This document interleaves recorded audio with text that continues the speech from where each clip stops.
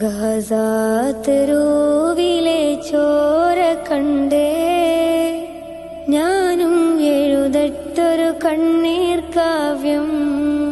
പിഞ്ചോമന മക്കളെ ചോരക്കായി ദാഹിച്ചലയുന്ന ചെന്നായ്ക്കൂട്ടം.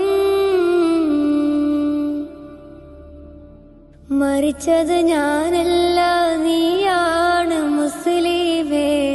ഫാസിസ തടവറയിൽ അടിമയായി നിൽപ്പോ നീ.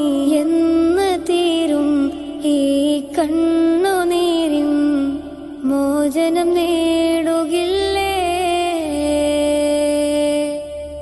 ഫലസ്തീൻ ചിരിയെന്നത് കാണാക്കിനാവല്ല, അറബിപ്പൻ വിളയുന്ന കാലം വരുന്നുണ്ട്. തഖ്വ കൊണ്ട് നേടിടുവേ ഫാസിസം കര